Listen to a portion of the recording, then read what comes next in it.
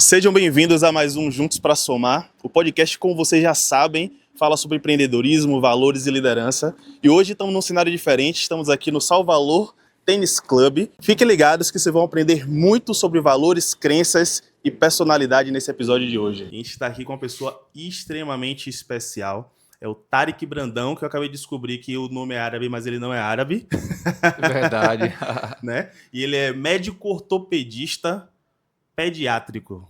Falei certo? Isso mesmo. Boa. E a gente vai bater um papo hoje aqui sobre a pediatria, sobre um pouquinho da história dele, o que é que ele acredita, quais são as visões dele, tanto presente quanto para o futuro da ortopedia.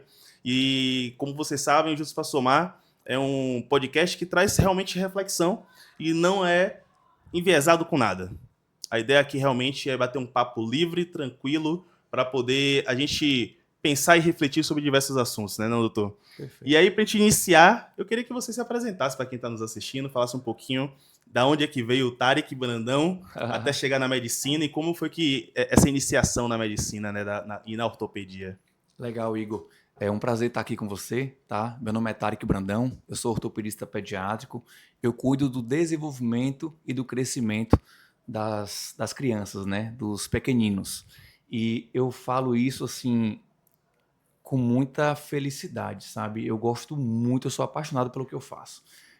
Eu acho que acompanhar o crescimento de uma criança é extremamente especial, Sim. tá? E você cuidar desse crescimento, você avaliar ali, ano após ano, se ela está tendo desenvolvimento adequado ou inadequado, é algo muito legal, porque você observa aquela criança se desenvolvendo. Caso tenha alguma coisa de errado, a gente consegue, às vezes, intervir de forma precoce de uma forma mais simples e sempre ali um acompanhamento para que ela tenha o melhor desenvolvimento possível, para que ela chegue na fase adulta de uma forma saudável. Muito bacana. E hoje você vê a ortopedia infantil de forma geral, né? Não é uma parte específica, Isso. é a criança, o desenvolvimento de um todo, né? Com certeza. O ortopedista pediátrico, ele praticamente ele cuida da criança como um todo. É diferente do ortopedista de adulto, que Sim. tem o ortopedista de adulto do pé, do joelho, do quadril, da mão, do ombro e da coluna vertebral. Então, assim, nós ortopedistas pediátricos, nós cuidamos da criança como um todo, desde o nascimento até ali na sua adolescência e, inclusive, alguns casos a gente acompanha até a fase adulta em alguns pacientes mais especiais. Quem acaba tratando é o ortopedista pediátrico. Interessante. Como foi que você chegou na medicina, velho? Foi que te levou para esse ramo? Rapaz, eu sou do interior da Bahia, né? Eu nasci em Santana, Bahia, lá no Oeste, e cresci em Ceabra. E eu vim morar em Salvador no ensino médio. Sim. Até então eu queria fazer odontologia. Mas aqui em Salvador, conversando com alguns amigos, tive mais contato, inclusive, com a medicina, eu decidi fazer a medicina. Aí eu mudei completamente, falei assim, não, é isso aqui que eu vou seguir. Já Certo? pensava na saúde, mas não na medicina em Perfeito, si, né, velho? perfeito. Caramba. Na minha família não tem nenhum médico. Caramba. Então não tinha ninguém para poder falar assim. Uma referência, né? Não tinha uma referência, não tive ninguém para poder me guiar, mas eu decidi que eu queria fazer medicina. E como foi para sua família você escolher esse caminho? Rapaz, foi muito bom. Meu pai super me apoiou, minha mãe também. E lá em casa somos 3, cada um foi para uma área diferente. Eu sou mais velho, eu fiz medicina, meu irmão do meio ele fez direito e meu irmão mais novo fez engenharia civil. Então, são áreas muito importantes para a sociedade. Sim, com certeza. Meus pais ficaram bem felizes. Que bacana, velho, que bacana. E aí dentro da medicina, como você falou, né, você escolheu a parte da ortopedia infantil, né, de ver esse desenvolvimento, esse crescimento ali da criança e tudo mais. O que te chama mais atenção dentro dessa área? O que é que mais encanta você, assim, de fato? Isso é uma coisa legal para você falar, porque assim, quando a gente fala, por que você escolheu ortopedia infantil? É uma pergunta bem complexa, Sim. Inclusive, tá? Porque quando eu estava no internato, ainda como estudante, eu tive contato com a pediatria e eu fiquei apaixonado. Eu falei assim, poxa, é muito legal tratar de crianças. É muito legal você acompanhar uma melhora ali de uma criança doente e você vê ela saudável depois. É uma sensação única. Satisfação, né? É uma satisfação pessoal absurda. Então eu falei, poxa, eu queria trabalhar com criança, mas ao mesmo tempo eu acreditava ter um dom ali para a área cirúrgica. Então eu falei, poxa, eu não posso deixar de seguir na área cirúrgica porque eu realmente, eu acredito que eu tenho um desempenho bom. Então eu fui para a área cirúrgica, no caso a ortopedia, Sim. e só depois, lá dentro da ortopedia, foi que eu decidi fazer ortopedia pediátrica. Eu nunca tinha tido contato com ortopedia pediátrica antes. Então, dentro da faculdade, no caso, dentro da especialização de Sim. ortopedia, eu tive contato com ortopedia pediátrica e naquele momento eu tive a certeza que eu queria fazer ortopedia pediátrica. Você foi convocado pela ortopedia, e não foi você que escolheu a ortopedia Justamente. pediátrica, né? Ela que te escolheu. Eu tive um mentor que ele fala que a especialidade que escolhe você. E no caso foi a ortopedia pediátrica que me escolheu. Bacana, velho. E você consegue lembrar do seu primeiro caso, assim, que te chamou a atenção, primeira cirurgia que foi o diferente, assim, pra você, velho? Em relação à ortopedia pediátrica, o que é mágico, sabe? O que realmente você sai assim feliz, satisfeito com a ortopedia pediátrica é a transformação. Então, muitas das vezes você pega aquela criança que tem um pé torto congênito e você trata com o tratamento adequado, né? Sim. Obviamente, você conseguindo um bom resultado é extremamente satisfatório. Você pega um pé desse jeito e você deixa um pé praticamente normal. Nunca vai deixar de ser um pé torto congênito, mas a Sim. criança ela vai ter uma vida como se nunca tivesse sido aquele pé torto. Você entendeu? Ela vai correr, andar, pular, vai brincar, Ter a função normal que deveria jogar ter, né? futebol, vai ter uma função normal, desde que tenha um tratamento bem feito e adequado na idade correta. Então, o que é mágico da ortopedia pediátrica é justamente isso, é a transformação que você pode gerar, e não apenas para a criança, para toda a família. Sim, com certeza, porque você não impacta só ali a pessoa que está recebendo o tratamento, mas é toda uma estrutura familiar Sim. que é afetada por conta de alguma condição específica, né? Igor, imagine, eu tive um paciente muito marcante, certo, na minha vida, e tem pouco tempo, inclusive. É um paciente que eu acompanhava já tinha uns 2 anos. Imagine você ou um filho com aquele peito fundo, Sim, certo? O que é o pectus escarvatum. Então, uma criança que sofria bullying na escola, do tipo, você levou um tiro de escopeta no peito, sabe? Então, uma criança tímida, uma criança que não entrava em piscina sem camisa, não jogava bola sem camisa, nunca foi do time que tira a camisa, sim. tá? Não entrava na praia sem camisa. Então, uma criança tímida, né? E assim, essa criança com certeza ficaria com alguns problemas psicológicos em relação a isso, tá? Então, essa criança eu acompanhei por 2 anos e eu não tinha recurso suficiente para poder fazer esse tratamento. Sim. Encaminhei para vários colegas e sempre batia e voltava. Ele não achou quem tratasse isso da forma adequada, tá bom? E aí eu falei assim, quer saber de uma? Vou buscar conhecimento para poder fazer essa transformação nessa criança. Caramba. Fui para fora do estado, busquei o conhecimento, consegui os recursos adequados e voltei. Falei assim, vamos tratar. Pronto. Fizemos o tratamento não são só 6 meses, mas hoje tem 6 meses mais ou menos do tratamento. O resultado já foi 90%. A Caramba. criança hoje joga bola com os amigos sem camisa, entra na piscina, não tem vergonha, é uma criança muito mais proativa, muito menos envergonhada, postura muito melhor, porque quando você é tímido, você fica mais acanhado. Sim, sim. E como você tem uma deformidade, aí vai Piora, só né? piorando. Então a bola de neve para piora. E Aquela a espiral gente negativa do não é. processo, né? E a gente justamente com esse tratamento, a gente deu um up na vida dessa criança e da família também. Porque imagine você, a sua família, você pai, Sim. você sua esposa, seu filho com algum problema desse. Não impacta só seu filho, impacta toda a família. Todo o ambiente E ali. quando você faz esse tratamento e você consegue um bom resultado, toda a família fica feliz. Toda a família segue de uma forma muito melhor. Tá? Isso é sensacional. E você botou um ponto, né? Hoje você trabalha com cirurgia. E eu sempre tenho na cabeça, e é um questionamento realmente genuíno, assim, velho, a coragem de você estar ali dentro de uma mesa de cirurgia, e a pessoa que está ali é 100% sua responsabilidade. Como é que você encara, e como a gente conversa com muitos empresários que vivem o estresse do dia a dia, acho que nada vai se comparar a uma mesa de cirurgia e a responsabilidade de você ter uma vida ali na sua mão, né? Sim. Como é isso pra você equilibrar essa questão, velho? Rapaz, eu vou te falar que realmente é uma responsabilidade muito grande, tá? Você tá com um filho de alguém. Você tá com a pessoa mais especial daquela família. E assim, a chave para isso é a confiança, tá certo? Você precisa ter uma boa relação com a família e a família precisa confiar em você, tá? Mas assim, é uma sensação única. Você ter essa responsabilidade e você saber que a família confia o filho delas em você. Tá? Sensacional. É uma sensação muito boa. E saber que você está fazendo a parte difícil. Não é fácil, mas você está fazendo a parte difícil, que é o quê?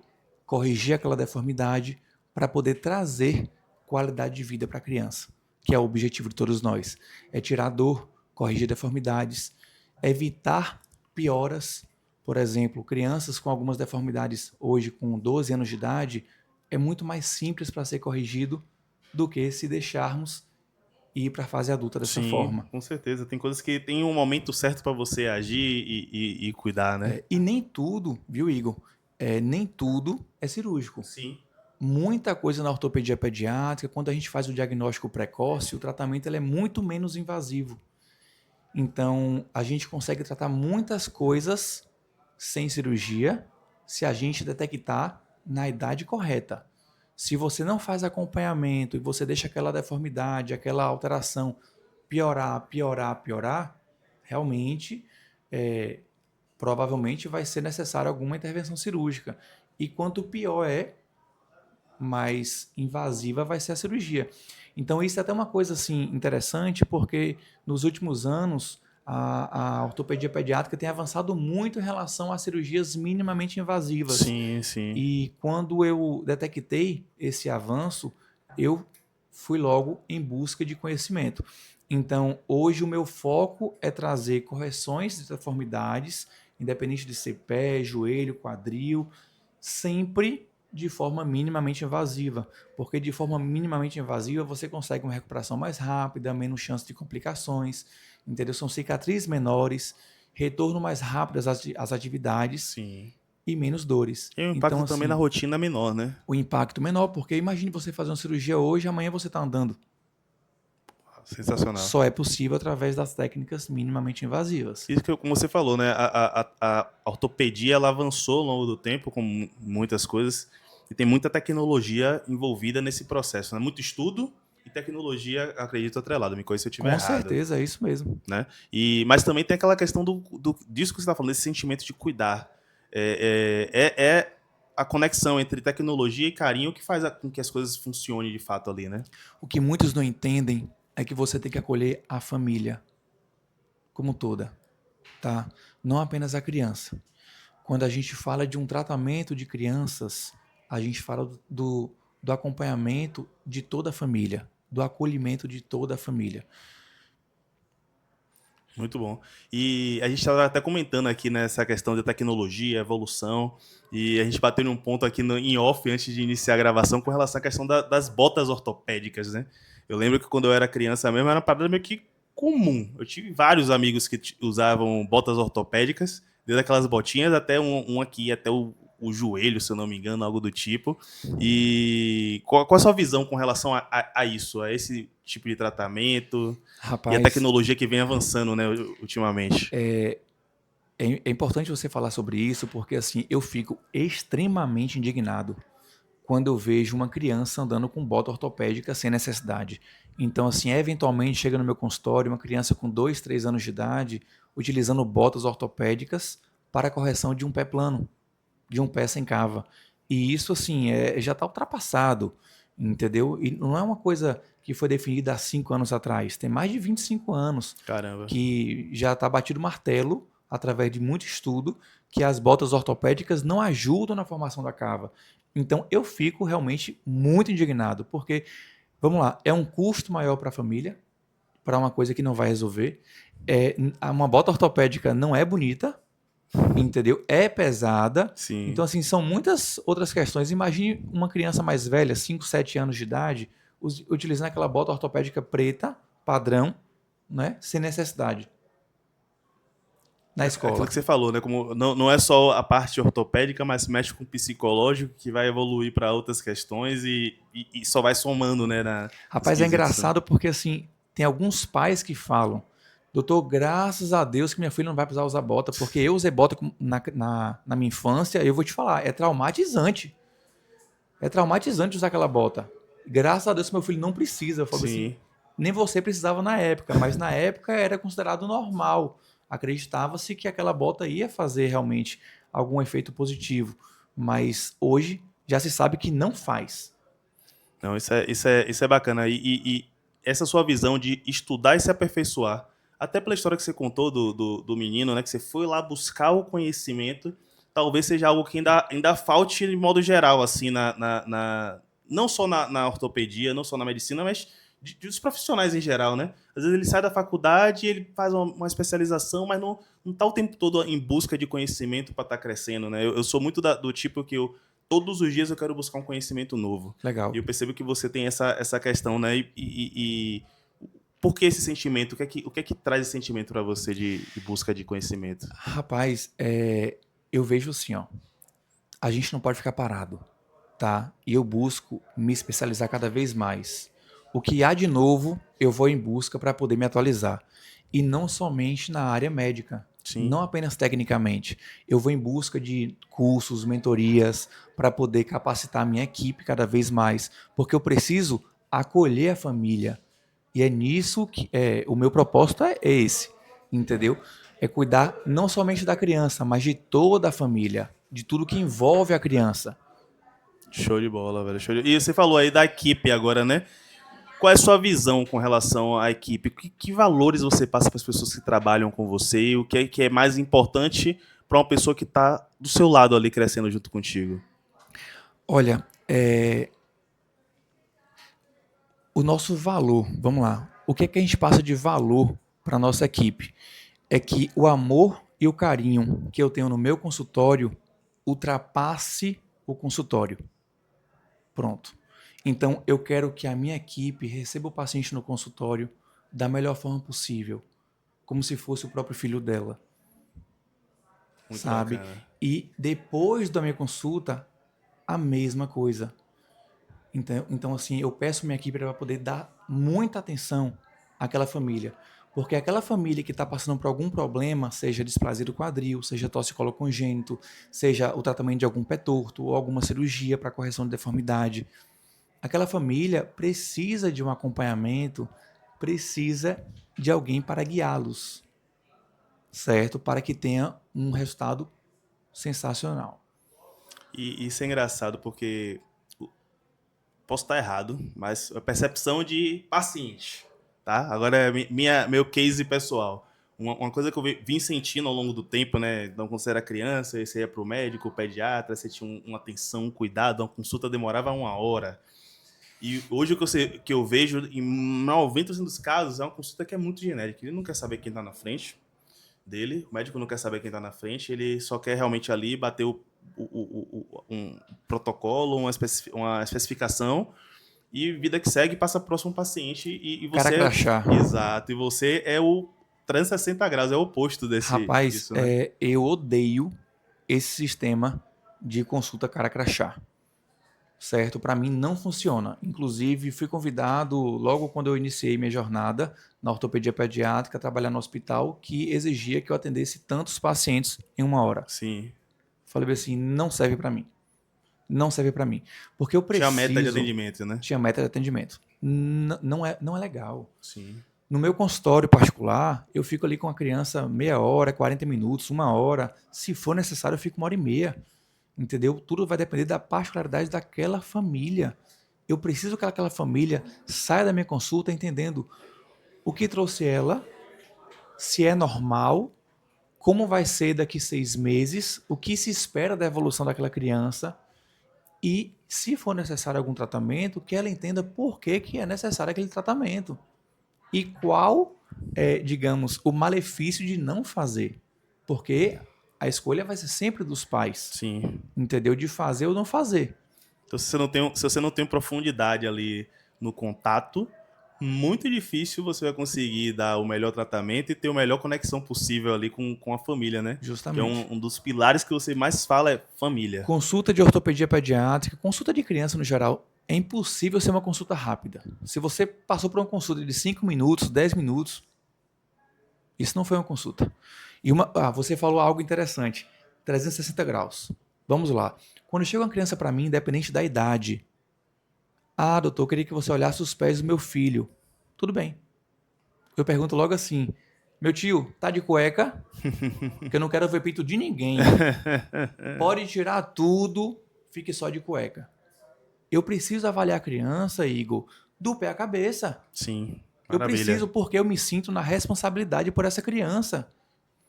Se eu olho só o pé, mas tem algum problema no joelho, passou por mim e eu não vi, não existe essa opção. Não existe. Entendeu? Então eu preciso avaliar a criança de forma 360 graus. E, inclusive, eu vou te falar uma coisa.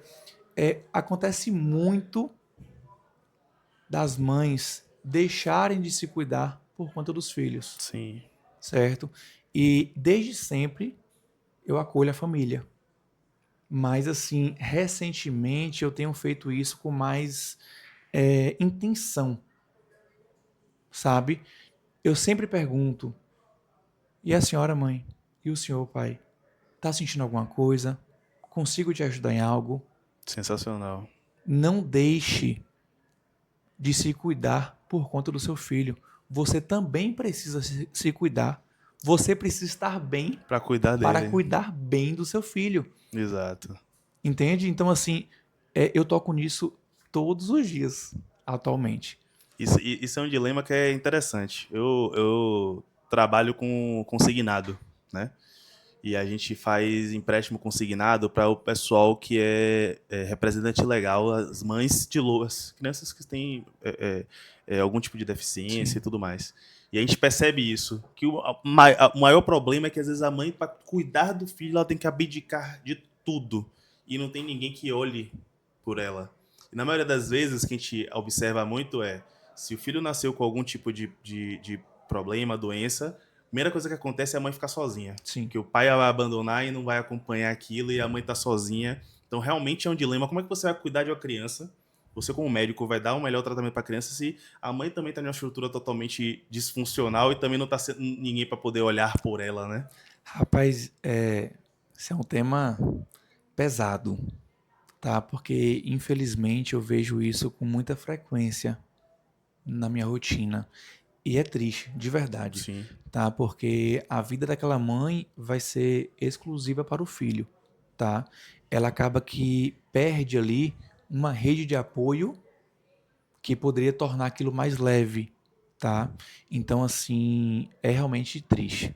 Mas, graças a Deus, nós temos essas mães, geralmente são mães guerreiras, de verdade, que elas vão atrás até o fim para dar o que há de melhor para os seus filhos.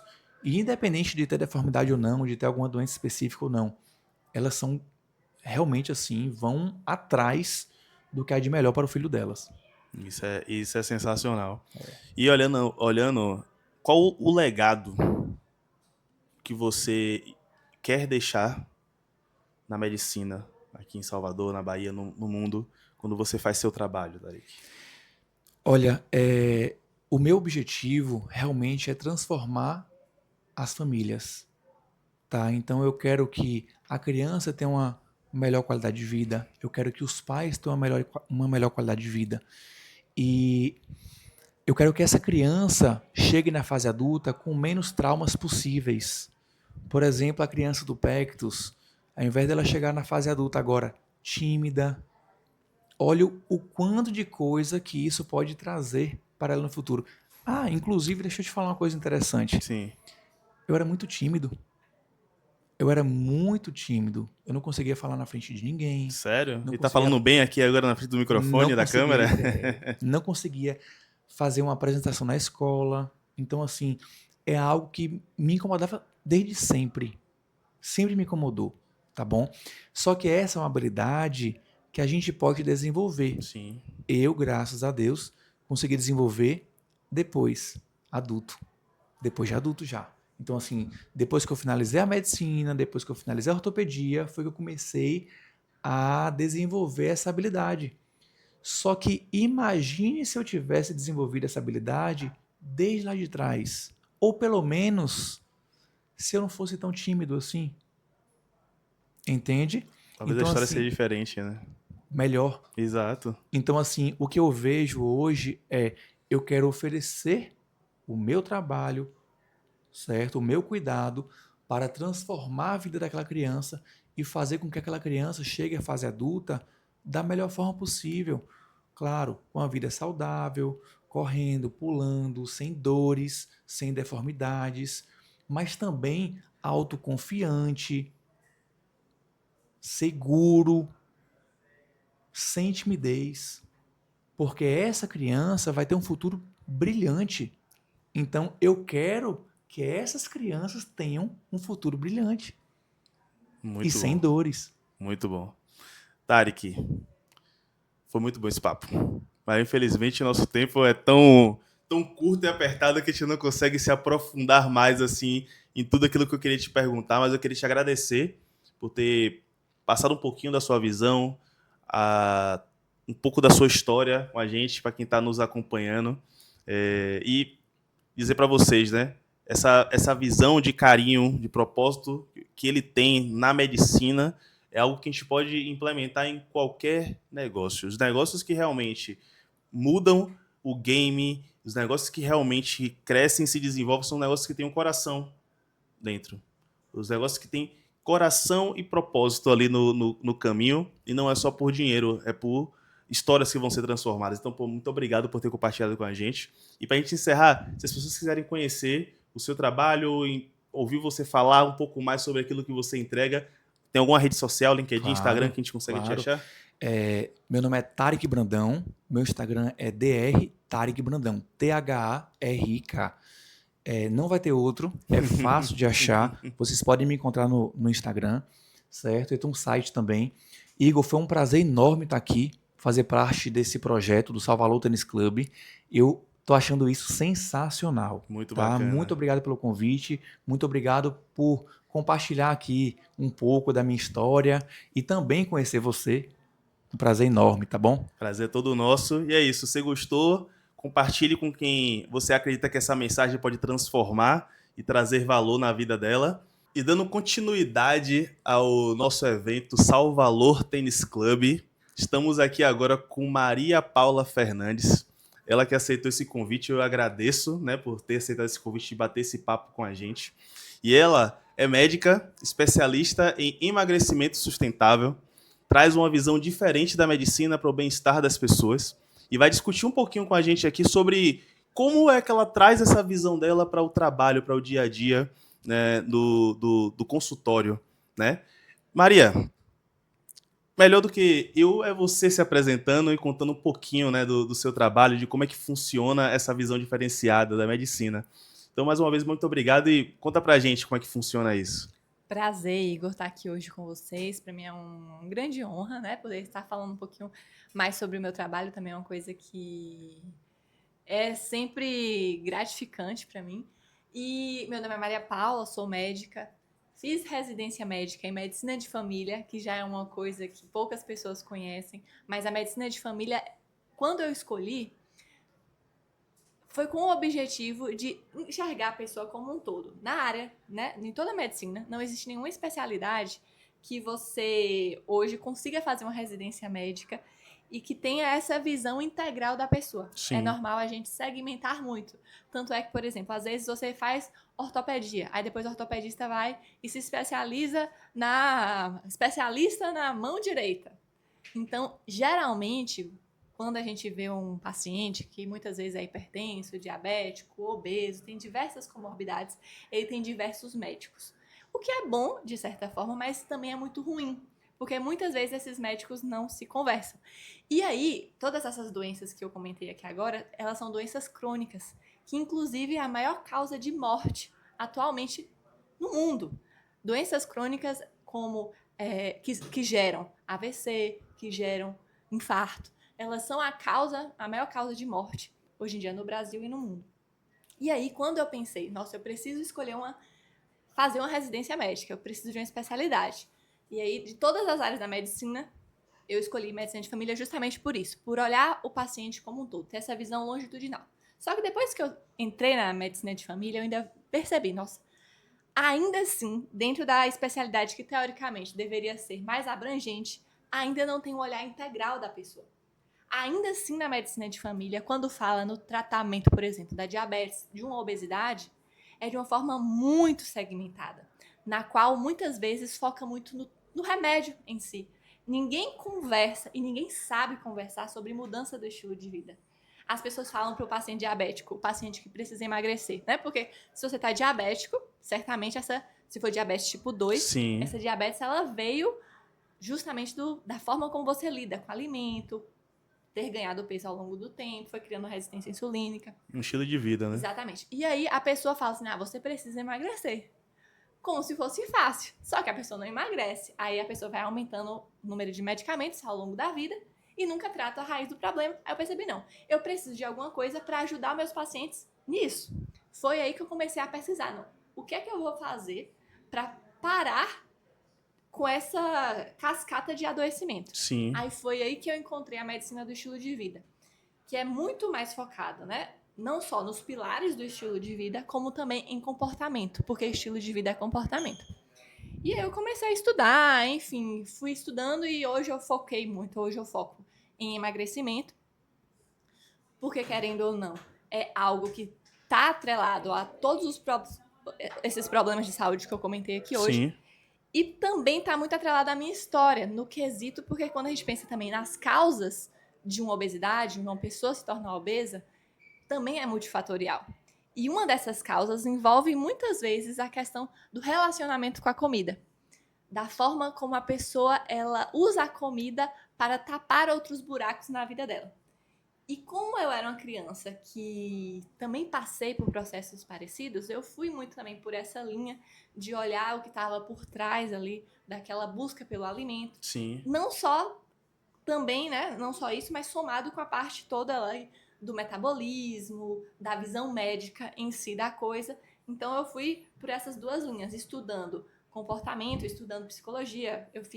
Eu tenho uma pós-graduação em TCC, eu tenho formação também em psicologia positiva e na parte da medicina, estudando essa parte propriamente dita do metabolismo, de como funciona o ganho de peso, do que a pessoa precisa fazer para emagrecer, mas unindo essas duas coisas e hoje é basicamente com isso que eu trabalho, com esse olhar, principalmente com mulheres, que a maioria das minhas pacientes são mulheres, mas com esse olhar integral, de fato, verdadeiramente integral e longitudinal, que é entender que o emagrecimento é um processo, não é um evento. Muito bacana isso. E eu fico olhando o seguinte, quando eu vejo você falar sobre esse assunto, ele meio que posta, se eu estiver errado, me corrija, por favor, mas ele vai em contramão com o que a medicina hoje propõe. Hoje é muito mais focado a medicina do que eu vejo de eu vou tratar doença e medicamento do que uma questão preventiva para que a doença não aconteça. E seu trabalho está muito mais direcionado para essa parte preventiva, né? Pelo que eu entendo, né? Tudo bem que a pessoa já tem as comorbidades, mas é você prevenir para que isso não evolua para algo pior, né? E o que é que te conectou tanto com essa parte da prevenção e não com a parte do medicamento, que teoricamente, se você for parar para analisar, é muito mais fácil, né? Ah, tá com problema, toma medicamento. Tá com diabetes, toma esse remédio. Tá com pressão alta, toma esse remédio. E a pessoa virá dependente daquilo ali pro resto da vida, né? Sim. É porque, de fato, eu não gosto dessa ideia de me tornar dependente de nada. Muito bom. Eu sou uma pessoa que acredito muito em independência e em liberdade. Tem uma coisa que eu sempre falo, que disciplina é liberdade. Isso, inclusive, é algo que vem desde a época de Kant, de Aristóteles. E até a própria Bíblia, ela fala muito sobre domínio próprio. Sim. E quando a gente pensa, por exemplo, na Bíblia falando sobre domínio próprio, ninguém imagina, por exemplo, Jesus, aquela pessoa extremamente rígida, como se você falasse assim, é falta de força de vontade para outra pessoa. Não. É de um lugar, na verdade, que nasce do interior, de você escolher aquilo que é valoroso, que é significativo para você. E não porque a outra pessoa falou que tem que ser daquela forma. Sim. E hoje, quando a gente vai olhar, como você trouxe, né? Você primeiro pontuou essa parte dos problemas de saúde e dos medicamentos. Isso é super real. Porque o que acontece? Hoje em dia a gente tem uma indústria farmacêutica que é muito influente na nossa saúde. Então, assim, a maioria dos congressos médicos são patrocinados por alguma indústria farmacêutica. E também, em contrapartida, quando você vai em qualquer um desses congressos médicos de grandes sociedades, de cardiologia, de endocrinologia, quando você vai ver lá o coffee break, é só porcaria. Cheio de ultraprocessado, cheio de comida nada saudável. E do outro lado, em outros estandes, está cheio lá de amostra grátis, cheio de farmácias mostrando que o seu medicamento é o melhor do que aquela tal pessoa. Ou seja, você percebe que existe, na verdade, um interesse. Conflito de interesse gigante, Exatamente. Em fazer com que as pessoas continuem doentes. Então, assim, não é interessante para nenhuma indústria farmacêutica que as pessoas elas não tenham diabetes, que elas não tenham colesterol alto, que elas não tenham hipertensão. Porque, para pensar, se eu te dou um diagnóstico agora de hipertensão, você vai usar o remédio pro resto da sua vida. Sim. Até o dia que você morrer, você vai estar usando aquele remédio. É uma receita que vai ser ali para a indústria farmacêutica eterna, Isso né? é muito lucrativo. Imagina, você dá uma sentença pra pessoa e fala, todos os meses você tem que gastar aqui R$50 na farmácia, no mínimo. Porque depois começa lá a questão da diabetes. Aí quando não melhora, você tem que aumentar a dose. Aí aumenta a dose Quando entra a insulina, aí que é pior. Porque a insulina é um hormônio anabólico. Sim. Que vai fazer com que a pessoa engorde. Então, se você tá ali comendo mal, você não mudou seu estilo de vida, você é diabético, não mudou seu estilo de vida, e aí você começa a piorar sua glicemia, aí vai piorando, e vai aumentando o remédio. Chega a hora que o médico vira e fala, não, agora a gente vai precisar usar insulina, porque sua glicemia tá altíssima. Aí vai entrar o quê? Um hormônio anabólico que vai fazer com que a pessoa continue ganhando peso, ao invés dela mudar a alimentação. Aí fala, poxa, a meta glicêmica aqui não tá batendo, a glicemia tá muito alta. Vamos então aumentar a dose. Nunca fala assim, vamos mudar o que você tá comendo. E quando fala, geralmente é em tom de esporro. Sim. Tipo assim, você precisa fazer isso, como se a pessoa não soubesse. Só que quem tá obeso sabe que tá obeso. Não é confortável ser obeso. Só que a pessoa não muda, não é porque ela não quer. É porque ela não tem as ferramentas. Nunca foi ensinado pelas ferramentas. E a maioria dos médicos não entende nada de comportamento. Eu te digo isso, não entende de comportamento, não entende de nutrição, não entende de emoções, porque a faculdade não ensina. Ensina só como é que o medicamento tal reage no corpo para dar o resultado Y. Exatamente. Né? A gente só aprende a fisiopatologia da doença, a gente aprende como tratar a doença e que você tem que falar para o paciente. Mas não ensina como você tem que orientar o paciente, como você ajuda um paciente a mudar. Porque mudança de comportamento não é fácil. Não é do dia para a noite falar assim, agora eu vou focar. Aí que entra aquela parte da disciplina, porque as pessoas acham que é, não, se eu for disciplinado e eu fizer tudo certinho, eu vou conseguir. E aí conecta com outra coisa que hoje em dia a gente vê muito, que é essa busca pela performance. Sim. Até mesmo em coisas que deveriam ser positivas, como a prática de uma atividade física, hoje em dia você percebe que as pessoas estão trocando isso para o outro lado, que elas estão buscando fazer com que você performe até na atividade física. Não basta você sair para caminhar, você tem que correr 10 quilômetros, você tem que fazer triatlon, você tem que acordar às 5 da manhã e performar na atividade física, porque se não for dessa forma, melhor não ir. Aí a pessoa começa a ter uma outra cobrança, e aí entra uma cascata, enfim. Acaba não tendo prazer em executar. Hoje, por sinal, eu li uma matéria falando exatamente sobre isso, né? Que a corrida matinal deixou de ser um momento ali de autocuidado para ser um momento de exposição. Então eu quero ir correr porque eu vou tirar minha foto, eu vou postar que eu estava correndo, eu sou melhor do que tal pessoa porque eu corri 10 e a pessoa correu 5, algo que era para ser um momento prazeroso, de autocuidado, de reflexão, torna-se algo que, tipo assim, se eu não for, eu tô falhando, e aí você entra na ansiedade, você entra numa cobrança desnecessária, e a gente perde um pouco desses valores. A gente estava conversando agora com a Maísa, e ela trouxe uma visão muito parecida, só que dentro da área da dermatologia e da estética. Que até o emagrecimento também entra nessa questão estética de certa forma, né? E aí o que eu te pergunto é, qual é o comportamento hoje que você enxerga que é o mais prejudicial e que as pessoas mais replicam hoje em dia? Muitas vezes é acreditar que, na verdade, existe uma fórmula, uma fórmula mágica. Uma receita de bolo para você emagrecer, um protocolo pronto. Sim. Porque isso é muito vendido hoje. Para você ter uma ideia, Igor, no dia da mentira, eu fiz um post inventando um protocolo de Sim. emagrecimento, né? Eu coloquei lá, protocolo de emagrecimento, perca 7 quilos em uma semana. Eu coloquei lá os medicamentos que a pessoa ia usar, né? Injeção, não sei, inventei várias coisas. Uns nomes assim, tipo, injeção lipoled, sabe? Sim. Tudo na minha cabeça. E aí, no final, eu coloquei uma reflexão sobre, tipo assim, hoje é dia da mentira, mas tem gente que vende isso o ano todo. Acredite se quiser. Teve várias pessoas que entenderam, né? Começaram a repostar, falando que era isso mesmo, tipo assim, contra esse tipo de comportamento. Mas eu recebi, nesse dia, tanto direct de gente querendo esse protocolo. Você não tem ideia. Tipo assim, eu nunca fiz um post pra ter tanto comentário no inbox de pessoas. Como é que funciona esse protocolo? Aí depois eu patrocinei o post, aí foi que aumentou ainda mais, porque eu achei que as pessoas elas iam entender. Mas não, as pessoas queriam o protocolo de perder 7 quilos em uma semana. Caramba. Aí minha secretária, né, quando ia responder, tentava falar com essas pessoas, falando assim, mas você já parou pra pensar? Você já perdeu peso rápido assim? Você conseguiu sustentar o peso? Tipo, Sim. você perde 7 quilos em uma semana e depois, na segunda semana, O que você vai... acontece? O que acontece? Mas, enfim, as pessoas, na verdade, muitas vezes as pessoas são tão rasas, sabe? É de uma superficialidade tão grande que elas são muito imediatistas, né? Sim. E querem o resultado, elas não pensam no que vai ter depois disso. E hoje em dia, o que mais tem por aí é a gente vendendo o resultado rápido. Tanto no emagrecimento, quanto para você enriquecer. O que mais tem a gente aí na internet falando assim, enche sua agenda, enriqueça, começa a faturar 100 mil reais do dia pra noite, como se fosse fácil.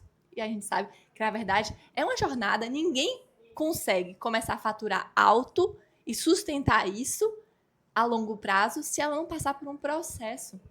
E ainda que consiga, é frágil, porque ela não criou uma base. E no emagrecimento é a mesma coisa. Se você não aprende da raiz mesmo, a construir aquilo, a mudar o seu estilo de vida. E quando eu falo mudar o seu estilo de vida, é mudar a mentalidade. A forma como você enxerga o alimento.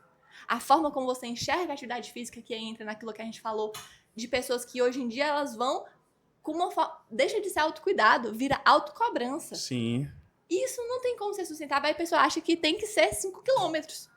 Se for uma caminhadinha, não resolve. Aí no dia que ela não consegue, ela tá gripada, aí ela entra em conflito. Meu Deus, ou eu sou fraca demais, que eu não consigo ir treinar hoje, porque eu tô doente, ou aí ela fica nessa dicotomia.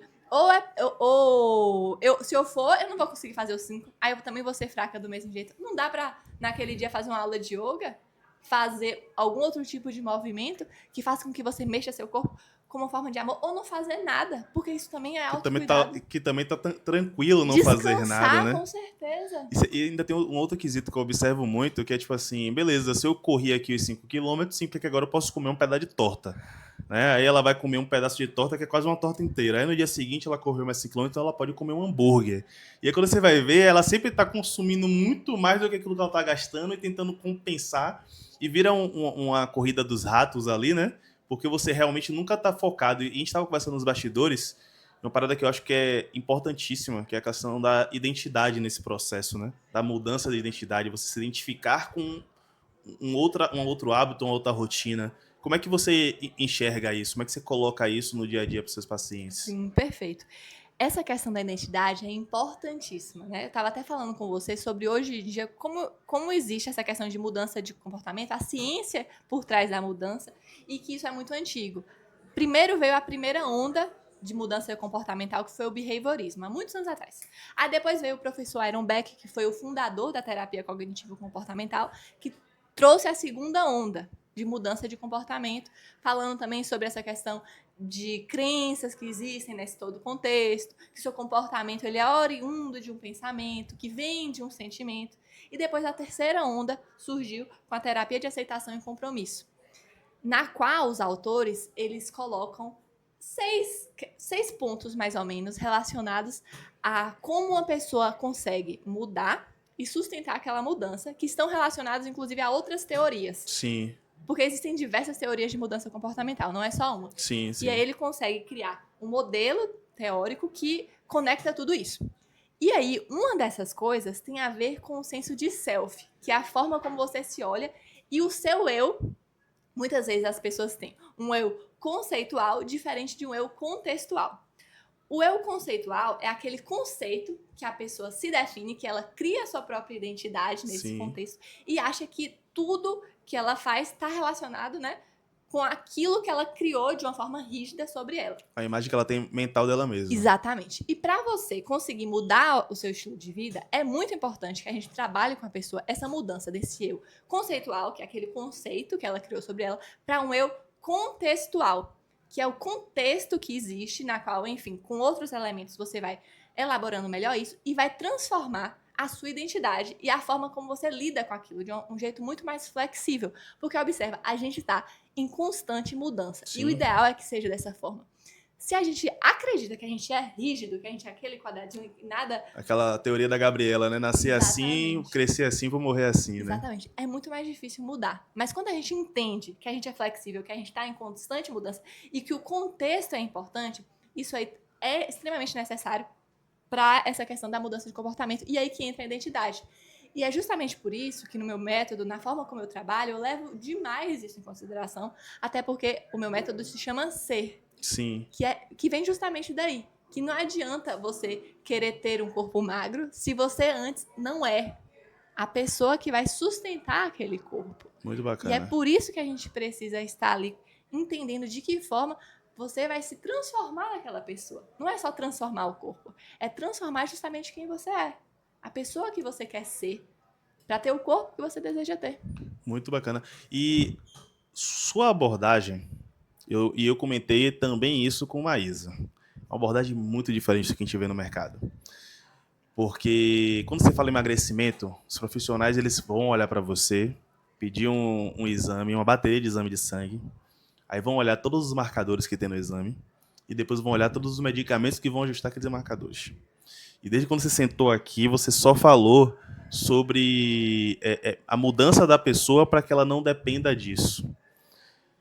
Para você, como é ser tão diferente em um mercado que não foca nisso, velho? Como é que você consegue se posicionar e mostrar para as pessoas que, pera, dá para ser por outro caminho, não pelo caminho padrão que todo mundo tá seguindo? É muito difícil, viu, Igor? É desafiador. Mas eu não sei se você acredita, né, em Deus. Eu fico pensando Com também certeza. como deve ter sido difícil para Jesus, na época que ele surgiu aqui na Terra, há 2000 anos atrás, começar a falar de coisas que ninguém nunca tinha ouvido. Começar a falar que, opa, o Velho Testamento não é bem assim.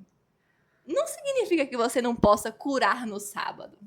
Não significa que você, se você toca num leproso, você não está deixando ele impuro, você está purificando ele. É possível você ser puro e você purificar alguém. Enfim, ele trazia vários conceitos que para muita gente naquela época era muito difícil de você abrir a cabeça. E, obviamente, sem querer me comparar com Jesus, pelo amor de Deus, existe uma distância muito grande entre nós. Mas, muitas vezes, eu me sinto assim, caramba, parece que eu tô falando. E tá entrando no ouvido e saindo no outro. As pessoas, elas não conseguem ainda ter a maturidade para entender disso. Como eu falei para você, o post que eu patrocinei. Sim. O que mais me era gente querendo protocolo. Se eu vendesse protocolo hoje, eu tava 20 vezes com mais dinheiro do que eu tenho. Porque é muito mais fácil você vender o caminho mais rápido.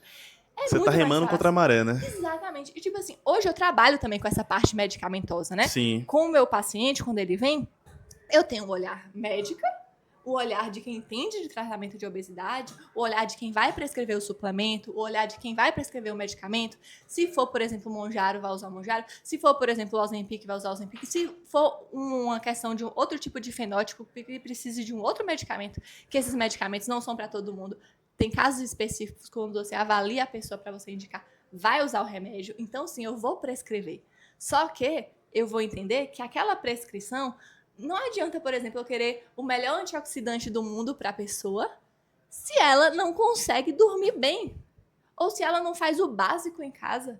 Aí você vai estar gastando fortunas de dinheiro com suplemento para ajustar foco, para ajustar performance, para ajustar um monte de coisa, antioxidar o corpo. E aí na base lá você vai perceber que não tá resolvendo de nada, porque o problema vai se perpetuar. Aí você vai o quê? Achar, é muita ingenuidade. Sim. É muita ingenuidade você achar que aquele suplemento vai resolver. É milagroso, né? Exatamente. Mas é desafiador.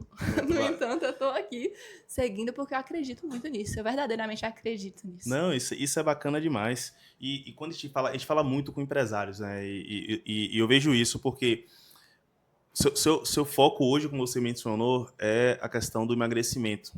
Só que tudo que você está falando, ele impacta também na questão da performance da pessoa, né? Ela ter um dia mais produtivo, dela ter um dia que um trabalho onde ela vai conseguir entregar a melhor versão dela ali no dia a dia.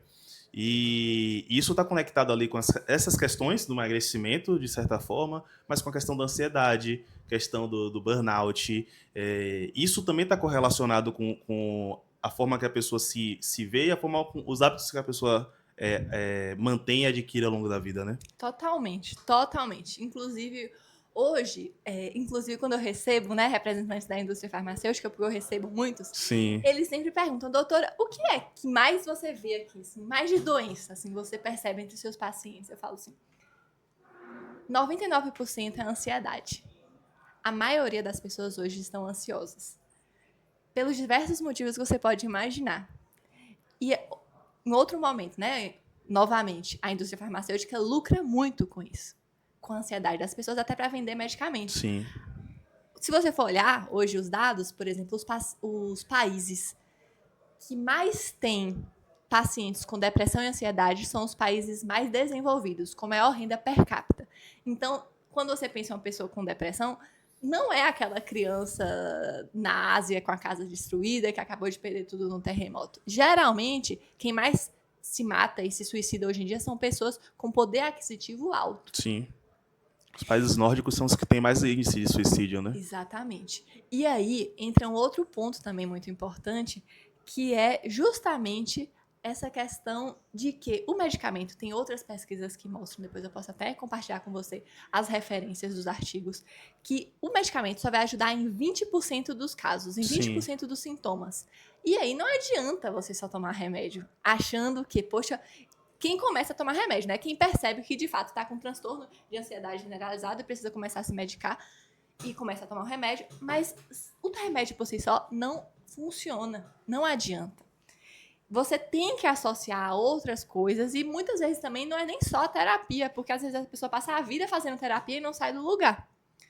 E aí justamente é onde entra meu trabalho. Porque o estilo de vida é extremamente importante nesse contexto. Tem outros estudos que falam sobre a influência da alimentação na microbiota intestinal, que está conectado com o cérebro, por conta dessa conexão intestino-cérebro. Dizem que é o segundo cérebro intestino, né? Exatamente. E aí, o que acontece? O nosso cérebro, ele produz mais de 90% da serotonina do nosso corpo. Não é a serotonina que vai entrar no nosso cérebro, porque ela não atravessa a barreira hematocefálica. Essa que é produzida no intestino. Sim. No entanto, ele produz sim. E quando você está ali se alimentando mal, isso aí vai influenciar na sua microbiota, que vai influenciar também na sua ansiedade, por conta até dos aminoácidos que são produzidos, enfim, uma cascata. O sono, tem outros artigos que falam como praticar atividade física, 1 hora de atividade física, produz um nível de serotonina, muitas vezes semelhante ao uso de um outro antidepressivo, que é a fluoxetina. Sim.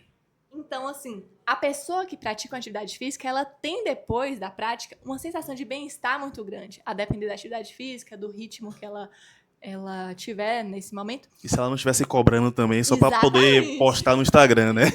Principalmente isso, né? Você já pensou aquela pessoa que sai de casa, poxa, eu preciso... Aí não consegue correr os 10 quilômetros, Aí fica triste. vai sair mais frustrado do que quando chegou lá. Pois é, aí tem que equilibrar tudo isso. Assim, tem que entender que o tratamento... Muitas pacientes com obesidade são ansiosas, eu percebo muito isso.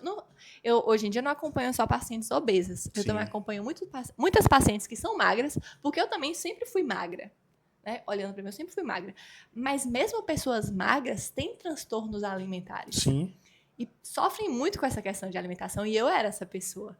Desde pequena, muitas vezes eu comia, e eu comia às vezes escondido, eu comia uma caixa de chocolate, às vezes em 2 horas, e pela minha sorte, da minha genética, eu não engordei. Às vezes é até muito. pior, né? Porque como não engorda, aí acha que tá tranquilo e vai na ansiedade, comendo, compulsão alimentar, né? Exatamente. E aí, ao longo do tempo, né, lógico, isso foi alterando o meu corpo, além da questão da alimentação, que você usa muitas vezes para mascarar outro sintoma, vai surgindo, quando você vai ficando mais velho, uma outra questão, que é a questão da sua autoimagem. Sim. Porque a comida gera consequências, né? E nós, como mulheres que vivemos num mundo em que a aparência é muito importante e que aí traz como se também o nosso valor, dependendo disso, por exemplo, a gente trouxe a questão da performance. Hoje em dia, as pessoas olham como se o seu valor, quem Igor é, depende da performance que ele dá Sim. no treino, no trabalho, e ignora quem ele é mesmo. Então, assim, hoje em dia as pessoas atrelam seu valor à performance e o seu valor também ao físico, ao corpo. A imagem, né? A imagem. E aí começa essa labuta da mulher que tem a questão emocional, começa a comer para tentar tratar ou para tentar compensar outros problemas, aí gera um novo problema, que é o corpo, né? Ela não consegue se achar bonita, ela começa a engordar, começa a ter outras questões de autoestima, e aí encontra uma pessoa que vai vender um protocolo de emagrecimento, uma dieta cetogênica, uma forma de você emagrecer em 30 dias. Sim. E aí Os milagres, né? exatamente, e aí você desenvolve um novo problema, que é, de certa forma, uma nova restrição ali em que você acredita que precisa ser daquele jeito, aí você às vezes até consegue fazer por um tempo, só que a pessoa não consegue sustentar, aí depois vira novamente aqueles altos e baixos que todo mundo conhece, de sair de uma dieta, se frustra, começa a comer, depois fica Efeito mais frustrado. sanfona. Exatamente. Aí tenta de novo, e se repete, continua. E aí, o que eu trouxe, né? Porque isso aí não acontece só com mulheres obesas. Isso acontece também com mulheres, às vezes, que estão ali com IMC normal, com sobrepeso, muitas vezes são falsas magras, Sim. que têm um colesterol muito ruim, que tem ali um perfil lipídico, glicêmico ruim, mas que às vezes por outras questões, a genética influencia muito nisso, não dá para perceber. Porém, por dentro, estão adoecidas. Sim. E aí, isso também é muito importante de tratar e está correlacionado também muito com essa questão da ansiedade. Trazendo até uma polêmicazinha. Não sei se você viu, saiu agora o canal Foco, o vídeo, né? Um treinador versus 30 gordos. Não sei se você chegou a assistir. E a maioria da pauta, a gente vê que as pessoas que estavam ali debatendo com o Guto Galamba, eles estavam muito... Tinha muito essa questão da ferida emocional e da falta de aceitação de entender que a obesidade é uma doença. Até que teve um dos meninos lá que queria discutir, que dizia, não, a obesidade não é doença porque eu fiz meus exames, mas beleza, você pode não estar com todos os seus índices ruins, mas você tem uma predisposição maior a acumular, a ter essa doença, a desenvolver essa doença, né? Como é que você enxerga isso? Não sei se você chegou a assistir esse vídeo lá do canal Foco, mas qual a sua percepção sobre também a mentalidade que existe pessoas que hoje brigam contra um fato que é científico, velho. A ciência está te dizendo que isso aqui faz mal e você está querendo brigar com uma aceitação que não faz sentido. Sim. Eu não vi o vídeo, eu vi a chamada do vídeo, eu achei diferente. Mas eu achei assim, interessante, não sei o que foi discutido naquele vídeo. Fiquei talvez com um pouco de preocupação de ter sido feito de uma forma agressiva, mas eu não conheço, não sei. No entanto, o que eu enxergo disso, né? De fato, existem muitas pessoas que usam essa questão de tipo assim, me aceite como eu sou dessa forma, e meus exames estão normais, e tá tudo tranquilo. E acontece que não é bem assim, né? Quando você tem obesidade, você já tem um acúmulo de tecido adiposo no seu corpo, e isso por si só já aumenta o seu risco cardiovascular nossa, muito. E além disso, ainda tem a questão do próprio tecido adiposo, que é o adipócito, ele é um tecido adiposo. O tecido adiposo é um tecido inflamatório. Sim. Então, querendo ou não, isso não faz bem, não é uma coisa benéfica para a saúde. Ainda que você faça atividade física, o que acontece? Essa história de que tem muita gente que fala, eu faço atividade física, apesar de eu ser obesa, eu sou mais saudável do que uma pessoa que não faz. É porque saiu há algum tempo atrás um estudo falando sobre isso, né? Sobre essa redução do risco cardiovascular em quem faz atividade física. Sim. No entanto, também não é bem assim, como a gente comentou. Ainda que a pessoa ela tenha obesidade e que ela não tenha alteração dos exames, ela tem sim a questão dos adipócitos, que é inflamatório, mas não só isso, observa. Em algum nível, ela também tem um certo adoecimento psicológico ou mental. Por quê? Para ela chegar ali naquele peso, de alguma forma, ela comeu em excesso. Em algum momento da vida, pelo menos. Existe algum excesso ali. Sim. Então, quando você para olhar o excesso, geralmente, essa frase é muito comum, às vezes até batida, que todo excesso esconde uma falta. Então, ainda que a pessoa fale assim, eu me amo, eu me aceito como eu sou, eu quero ser dessa forma, isso às vezes é uma fuga, né? Ela tá fugindo de alguma coisa. Não querer encarar algum problema ou algo do tipo, né? Exatamente. E assim, o meu olhar é muito acolhedor de verdade para essas pessoas. E eu acho assim, tem muitas pessoas que ainda estão dormindo, né? Que vão falar assim, não, eu não quero mudar, tô desse jeito, tô feliz, tô satisfeita.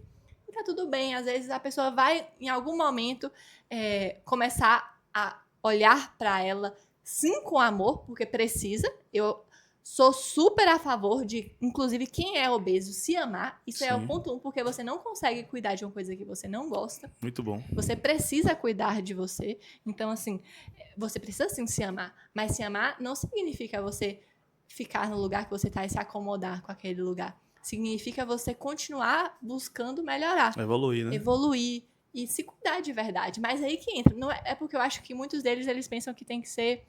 E eles são muito contra também essa ideia da rigidez, da inflexibilidade, que veio depois dessa outra vertente de mostrar, por exemplo, o próprio Guto Galamba. Ele fez um post há algum tempo atrás falando que ele estava usando esteroide, aí mostrou o meu corpo antes e meu corpo depois. Sim. Aí você olha para aquilo e fala assim, de fato, ele se baseia muito na questão da aparência. Sim. E aí ele defendeu, querendo ou não, aquele post, ele estava defendendo a ideia de que não, tá tudo bem eu usar esteroide. E aí você olha, né? Até percebi, uma cardiologista tinha comentado alguma coisa falando sobre o risco cardiovascular que a pessoa se submetia àquilo. Sim. E aí ele respondeu, então você tá querendo dizer que sabe mais do que o médico que prescreveu pra mim. E aí eu fiquei pensando assim, caramba, prescrever anabolizante pra uma pessoa com fins estéticos é errado. Essa pessoa devia ter o CRM dela caçado. O esteroide, ele serve com uma função. Por exemplo, às vezes o paciente está sarcopênico, um idoso deitado na cama, não consegue ter massa muscular, você vai prescrever. Mas para uma pessoa apenas com fins estéticos, isso não só é errado, mas na minha visão, isso é raso. Isso é de uma superficialidade, de uma futilidade, de você submeter sua própria saúde em troca de alguma coisa que é basicamente estética para você mostrar para o outro que não entra na minha cabeça. Sim. Sabe? Então isso aí eu acho que não é bacana. Então, acredito que o ideal é buscar um equilíbrio. E a minha visão é muito com essa ideia, com essa lógica do equilíbrio mesmo. Muito bacana, muito bacana. E pra gente poder fechar aqui, né, o nosso bate-papo tá muito bacana. Eu não consegui nem questionar tudo aquilo que eu queria, e quanto mais você fala, mais eu vejo o brilho no olho do que você tem para poder entregar, e a gente vai se aprofundando. Mas pra gente poder fechar, qual mensagem você deixaria para as pessoas que estão assistindo a gente de reflexão sobre esse assunto? Sim. Eu acredito muito que hoje, para as pessoas que assistem a gente, o meu desejo, na verdade, é plantar uma semente na cabeça dessas pessoas. Uma semente de que não sei quem está aí do outro lado, vendo isso agora. Não sei em que fase da vida essa pessoa está, se ela vai absorver isso de uma forma aberta, vai começar a se questionar algumas coisas. Mas o meu desejo genuíno para essa pessoa que está assistindo a gente é que ela possa, talvez hoje, começar a vislumbrar que existem outras coisas, que existe uma vida verdadeiramente significativa e valorosa que pode ser vivida de um lugar que você verdadeiramente ame o seu corpo, que você verdadeiramente cuide da sua saúde, buscando o equilíbrio, uma forma sustentável de viver, uma forma gratificante de estar do lado das pessoas que você ama, você entender, por exemplo, às vezes, né, tá aí vendo uma pessoa que é empresária, tá ali construindo as coisas, trabalhando, em prol de quê? O que está por trás de tudo isso? Qual é o objetivo final? Ou até mesmo aquela pessoa que quer emagrecer hoje. Você quer emagrecer, mas qual é o objetivo final disso? E construir essa jornada, esse processo, levando isso em consideração. Porque a vida, eu acredito muito que ela é muito curta. Às vezes a gente não leva isso na nossa programação. e entender que essa jornada é uma jornada muito mais para dentro do que para fora. E que precisa haver esse equilíbrio, né? Que você possa estar aí cada vez mais buscando o que você quer, indo atrás disso, mas não ignorando aquilo que mora dentro de você.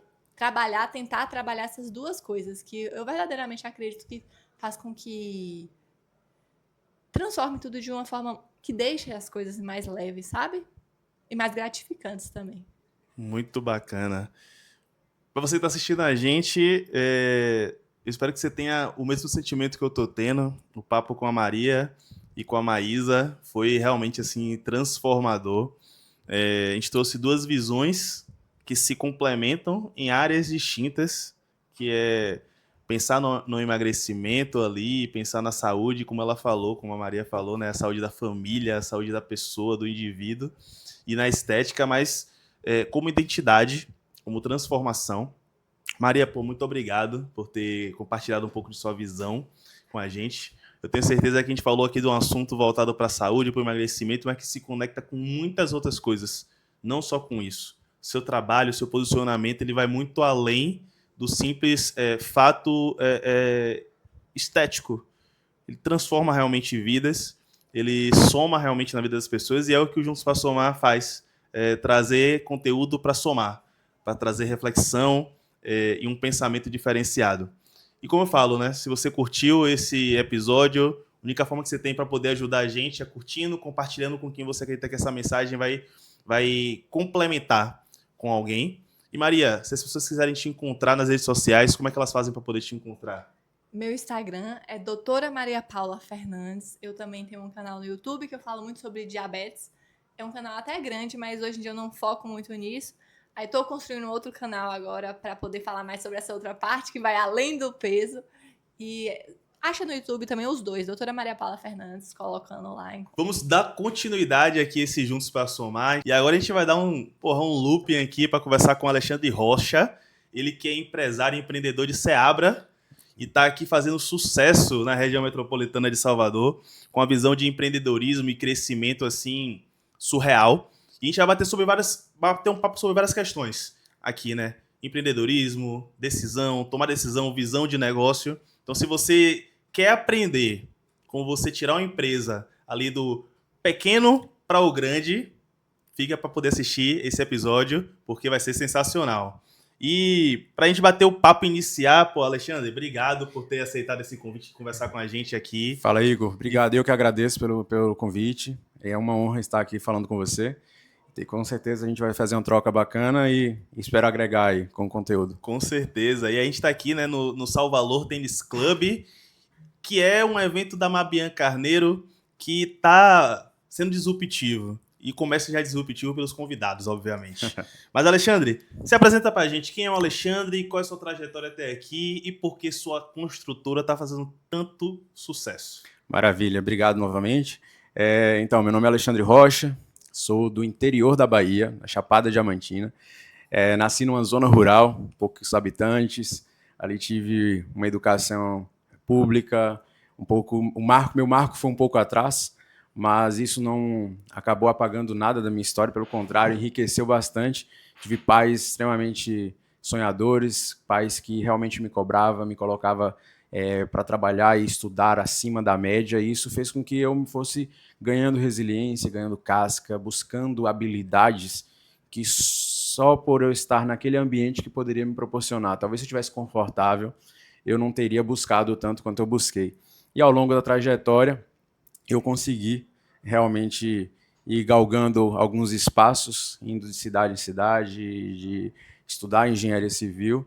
E hoje, graças a Deus, vou falar um pouco daqui a pouco como foi a construção e um pouco da minha história. E estou conseguindo hoje galgar espaços, deixar um legado, construir uma linda história ao lado de pessoas que realmente fazem parte e agregam para mim de forma única, entendeu? Que bacana, que bacana. E esse ponto que você traz da resiliência e do desconforto é importante para o crescimento, Total. né? Se você está ali no ambiente, eu gosto até de falar, né, que a zona de conforto não é que você tem que fugir dela, você só não pode estar acomodado. Não é que é bom ter um pouquinho de Com conforto, né? É certeza. óbvio. Você não pode estar acomodado na zona de conforto, na zona de, eu gosto de chamar de zona de estagnação, na Sim, verdade.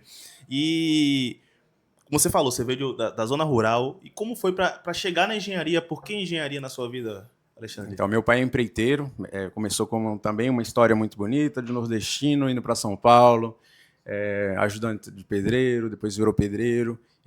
Ele também com uma visão e com uma vontade enorme de querer crescer, de querer ter algo a mais na vida, começou a estudar, começou a buscar ali mais, virou empreiteiro, voltou para a Bahia com um grande conhecimento, com muitos princípios, com muitos valores, e logo o nome dele foi destacado, construiu na Chapada toda, na Chapada Diamantina, acho que todo mundo conheça, e ganhou nome. Então, aquilo me inspirou. Ele é meu herói, ele é a pessoa que eu olho, eu vejo muito caráter, muita resiliência. Ele muitas vezes nem sabia o nome das palavras, mas ele tinha característica no sangue, assim, no DNA, a força de vontade. E ele nos criou dessa forma. Ele me criou dessa forma. Eu tenho uma irmã, né? Por isso que eu falei, nos criou. Sim.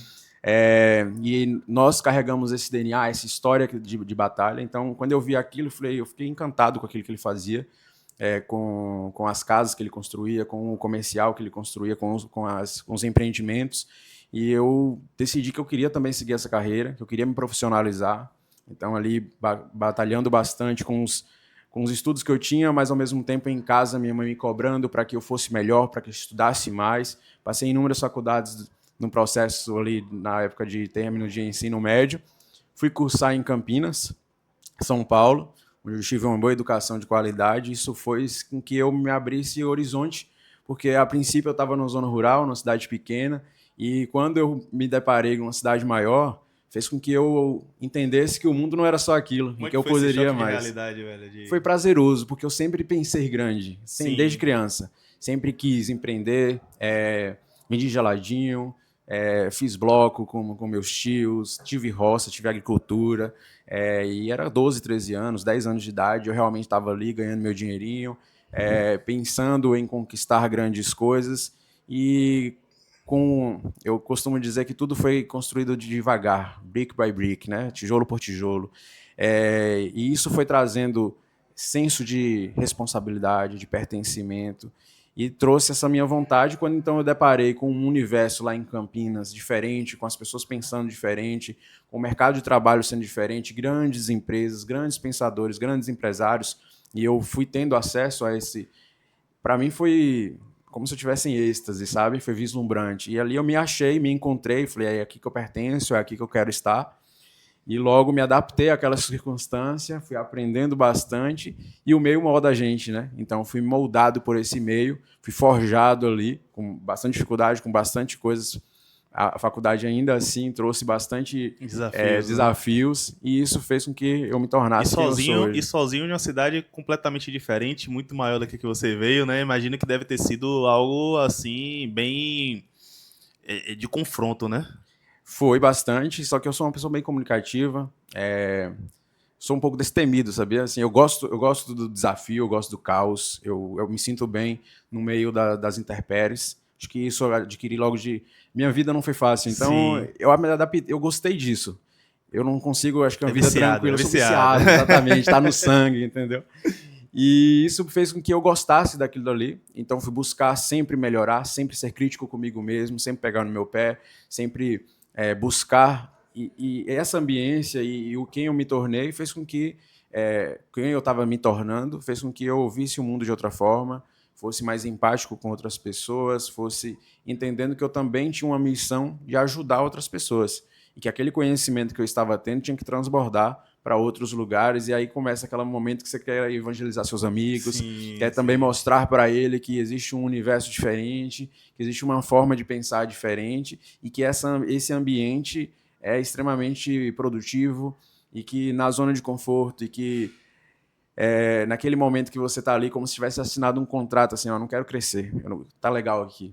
É como muitas pessoas muitas vezes se sentem. Então, esse momento de ruptura da camada de resiliência ali, que você fala assim, eu vou romper, e a partir desse momento eu vou visualizar algo diferente e isso te expande, entendeu? E não dá para voltar mais atrás, assim como Albert Einstein diz, né? Sim, com certeza. E essa característica do vício pelo desconforto, pela inovação, pelo diferente, é a melhor característica que um empresário e um empreendedor pode ter. Essa é a verdade. Outro dia eu estava vendo um post do Paulo Vieira que ele falava sobre isso, né? Ele fez uma. Não sei se foi uma piada ou se ele estava falando sério, mas ele botou a questão do TDAH. Que tudo que um TDAH tem é preciso para um empreendedor dar certo. O cara tem que ser viciado, tem que ter hiperfoco, o cara tem que ser inquieto, o cara tem que ir para cima. Então, é esse vício no desconforto. E pegando essa história sua, qual foi o momento da virada onde você falou assim, porra, é empreender na engenharia que eu vou crescer e vou fazer meu negócio rodar de verdade? Então, eu sempre quis empreender desde cedo, mas quando eu comecei a fazer engenharia, eu pensava em seguir o legado do meu pai. Como ele sempre foi empreendedor, ele trabalhava para ele mesmo como autônomo, eu vi liberdade nisso também. Ele podia viajar, podia ter... Claro, ele tinha muitas responsabilidades, a gente sabe da responsabilidade do empreendedor no Brasil, mas eu queria seguir o legado dele, construir um legado em cima, continuar o legado que ele já tinha criado. Sim. Então, isso me deu vontade de fazer, fora que a engenharia ela tem uma capacidade de raciocínio muito alta. Te dá a liberdade para você pensar fora da caixa, te dá lógica, te dá entendimento de você questionar as coisas. É uma ciência, né? Sim. Então, isso me trouxe um senso crítico para olhar e identificar coisas que deveriam fazer diferente. Inclusive, é isso que eu sempre trago. Quebra de status quo. Eu sou inconformado. Eu sou uma pessoa que não quero fazer o básico, normal, como todo mundo faz. Eu quero fazer diferente. Então, quando eu olhei o mercado da construção civil extremamente engessado, extremamente paralisado, trazendo tecnologia agora que a gente foi avançar um pouco, mas mesmo assim as pessoas ainda com dificuldade de implementação, querendo continuar ali naquela mesmo patamar que estava. E eu falei, não dá para ser dessa forma. Ainda é muito baseado em achismo, ainda é muito informal, a gente vê ainda. Então, nós estamos atrasados em certos pontos em relação a outros países. Quando eu vi isso, eu vi um gargalo, um hiato, né? Um momento de eu falar, não, eu tenho uma oportunidade aqui, eu consigo fazer diferente, eu consigo montar um legado aqui em cima, consigo trabalhar com propósito e entregar algo diferente para a sociedade. Afinal de contas, a engenharia ela é a propulsora da economia do país e a gente consegue revolucionar grandes coisas. Então, foi em tempos de dificuldades, em tempos onde pessoas inconformadas, como guerras ou como algo do tipo, se sentia que precisava quebrar algum paradigma, quebrar coisas que estavam fazendo e que trouxe inovações. E eu falei, por que não eu?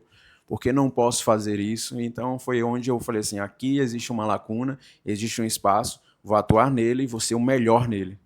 E você, como você falou, então você pegou, na verdade, o legado, o caminho que seu pai estava trilhando e trouxe o aperfeiçoamento do processo, né? Junto com a tecnologia. Você falou uma parada que para mim é fato. Hoje, se você pega uma construção, a maioria das construções de hoje em dia, e voltar 50 anos atrás, o cara vai estar fazendo da mesma forma. Se pegar um pedreiro daqui de 50 anos atrás, botar ele na máquina do tempo e trazer ele para cá, ele consegue construir qualquer coisa. E você pega outras profissões, você pega o profissional de outra profissão e trazer um cara na máquina do tempo, ele não consegue fazer o serviço porque tudo mudou e na engenharia parece que ficou parado, né, velho? Exatamente. Eu me formei em 2018, 2020 teve atualizações de normas importantes. Imagina, eu tinha que me atualizar. Imagina se chegar no canteiro de obra e dizer para todo colaborador que ali aquele processo mudou, que agora é diferente. Então, assim, existe esse engessamento que demorava entre as camadas para que todo o processo fosse voltado corretamente, que fizesse corretamente. Então, as coisas eram extremamente travadas, extremamente engessadas. Qualquer decisão para ser tomada, principalmente em companhias maiores, demorava muito tempo. Então, eu pensei assim, não, eu preciso ser ágil, preciso ser rápido, preciso entregar algo diferente. Fora isso, não é só o serviço para entrega. Então, eu entendi, o cliente precisa de uma jornada. Imagine que você vai construir sua casa, você vai construir seu comércio, você vai construir seu negócio. Você precisa ter tranquilidade. E aí o brasileiro não tinha tranquilidade na construção. Era sempre uma forma de dor de cabeça, toda vez que eu escutava um cliente, eu gastava muito mais tempo quebrando as objeções deles por questões passadas ou históricos de construções mal feitas ou problemas que ele teve de dor de cabeça, do que realmente falando do meu produto ou falando da solução que eu tinha ali. Então, essa conscientização e entregar algo diferente no mercado, principalmente no mercado, todo mundo quer entregar abaixo daquilo do esperado, não ficou tão difícil de quebrar, entendeu?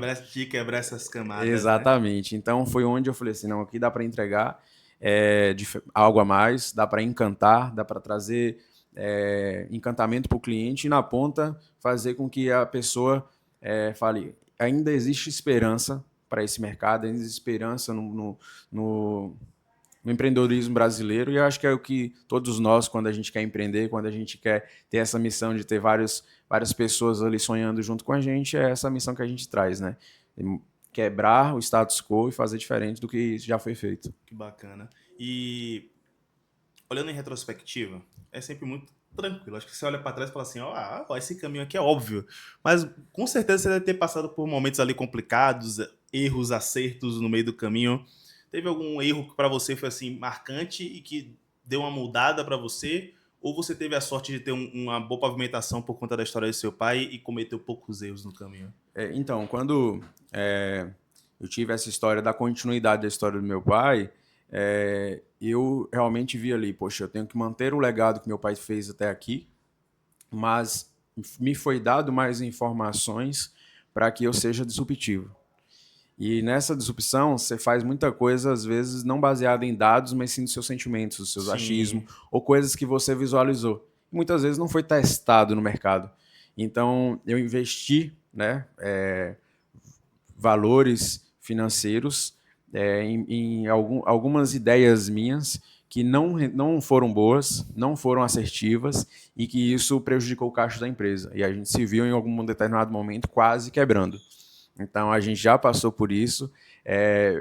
Foram erros de teimosias também. Eu tinha muito enraizado na minha cabeça que eu queria fazer dessa forma, eu queria fazer diferente e que era assim que eu ia trazer. Só que até a aderência do mercado, a aderência dos clientes, eu quase estava indo em ruínas. E aí eu realmente precisei de um choque de realidade para mudar e entender que eu poderia fazer sim dessa forma, mas começando a me preparar mais, estudar mais. Quem fez como, de que forma, o que ele teve de acerto, o que ele teve de erro. Então eu me preparei mais, comecei a estudar mais. E aí, dentro desse processo, os erros começaram a ser mitigados. A minha chance de êxito começou a aumentar.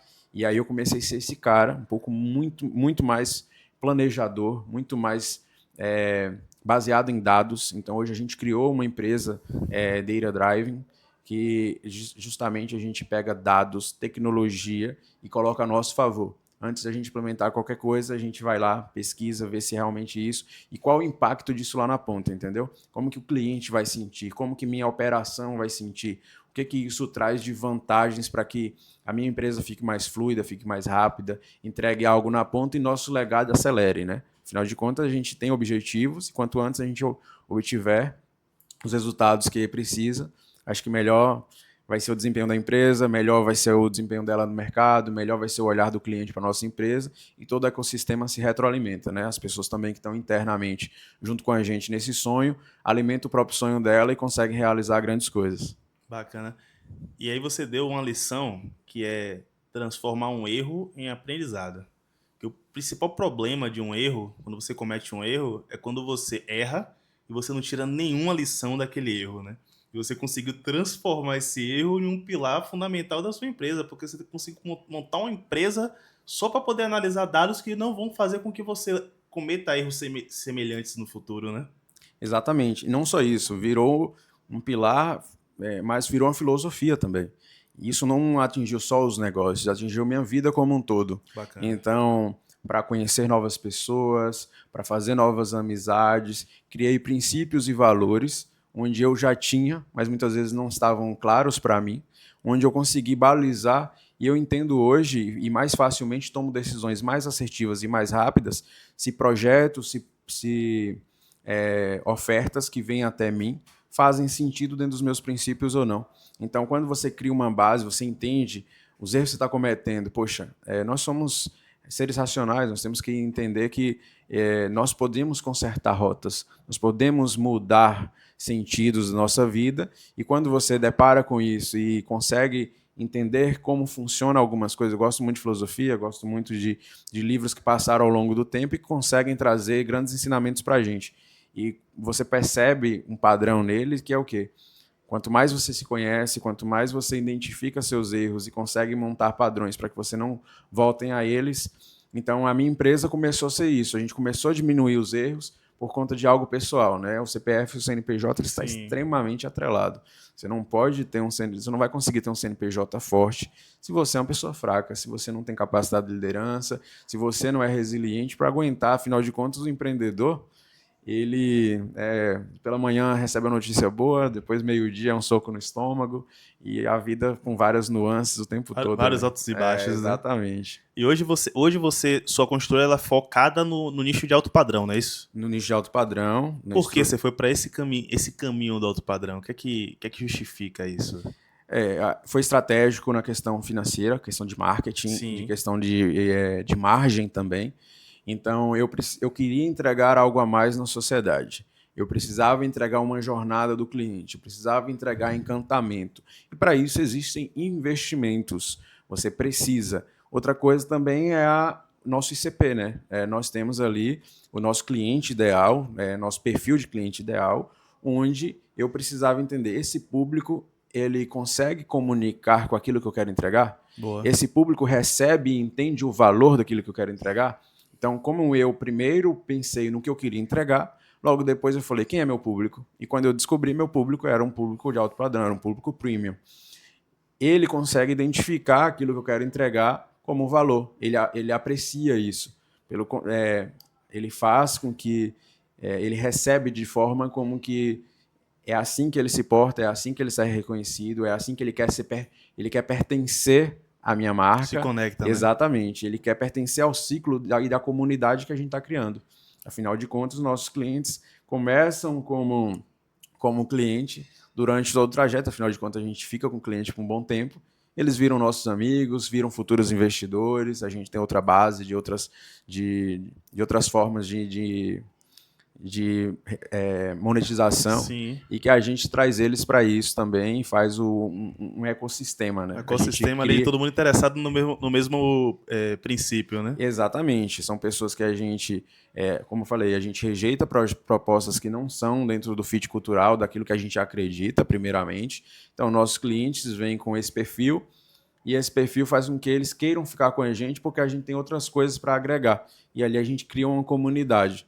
Uma forma de pessoas pertencendo a não só a nossa marca, mas aquilo que a gente quer entregar, que pensa daquela forma, que recebe daquela forma e quer agregar também no mundo, quer fazer um movimento em relação a isso. O nome da construtora é Vision Builders. Vision Builders, né? Que é de visão mesmo, né? Construtores de visão. Exatamente, essa é a ideia. A gente quer construir uma visão de longo prazo, a gente quer construir e dizer que dá para fazer melhor, dá para fazer diferente daquilo que já foi feito, que o básico e a forma como as pessoas atuam não é suficiente. A gente tá no nosso DNA excelência. Temos que entregar excelência. Nada diferente disso. Minha mãe me ensinou, a gente trazendo da história, né? Que ela ensinou, meu filho, você vai varrer, você tem que varrer da melhor forma, como se alguém fosse comer lá no chão. Entendeu? Porque, independente se aquilo é seu trabalho ou não, entregue sempre com excelência, porque isso vira sua marca. Isso te precede. Sim. As pessoas vão falar de você como alguém que como se fosse um toque de Midas. Tudo que você toca, prospera. Tudo que você toca é diferente. Aquilo que você produz, entrega algo de valor diferente, entendeu? Então isso eu criei para trazer isso como minha marca. Alexandre Rocha, ele faz algo diferente. A Vision é um reflexo disso. E como é que você enxerga o mercado de Salvador dentro disso? Por que eu pergunto isso, né? Hoje Salvador, mesmo ele sendo a terceira maior capital do Brasil, ela ainda tem um sentimento de província aqui em Salvador, né? Poucos clubes, ainda o dinheiro não circula de forma tão vívida como você vê no São Paulo, Rio de Janeiro e tudo mais. E talvez essa sua visão encaixasse mais em São Paulo do que aqui em Salvador. Então, como é que você consegue se antecipar a esses movimentos que tem aqui em Salvador, região metropolitana, tendo uma visão tão diferente do que realmente é a cultura da região? Maravilha, boa pergunta. Eu estava conversando com o Mabian, né, a idealizadora desse projeto, um grande projeto por sinal, vamos falar dele depois, e com o Hugo, e a gente tratando um pouco disso, né, a dificuldade que a gente tem às vezes em se comunicar, em achar pessoas que pensam diferente, que queiram realmente fazer algo, queiram pagar o preço, né, a gente sabe o preço que tem que pagar, então tem certa dificuldade sim, a gente vê isso, mas a gente também vê um meio com muitos problemas. Então, se tem muitos problemas e nós somos resolvedores desses problemas, cabe a nós também enxergarmos dessa forma. De que forma a gente pode contribuir?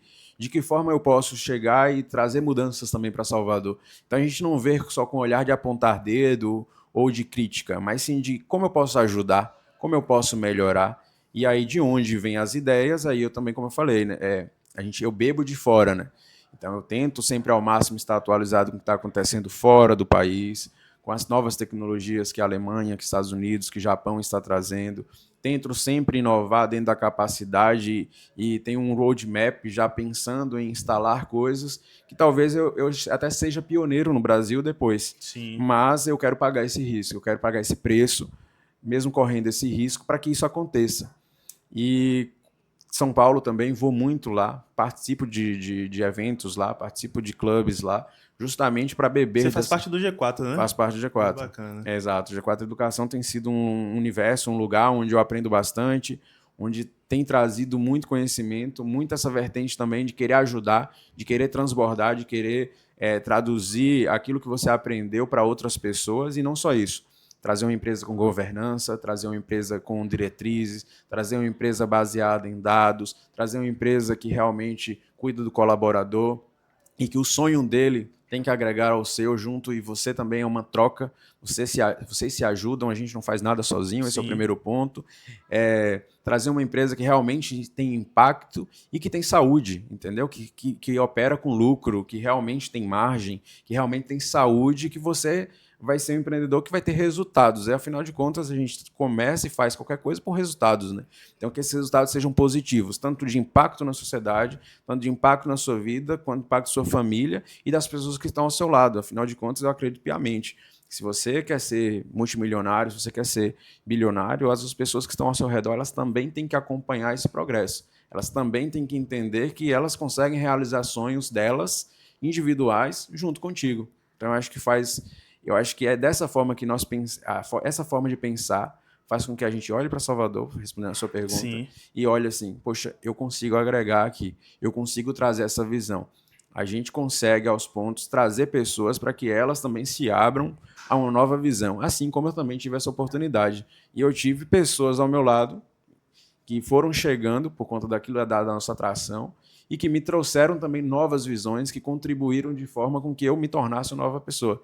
Então, agora chegou minha hora também de fazer isso por eles, entendeu? Que bacana. E aí, conectando com esse ponto, hoje, você até comentou, né, que você vai para fora, você olha a tecnologia de fora, olha as questões que estão em São Paulo. Hoje, quem é a sua referência na parte de construção civil, que você fala assim, pô, essa empresa aqui para mim é uma referência, eu queria estar ou no caminho dela ou superar ela, né?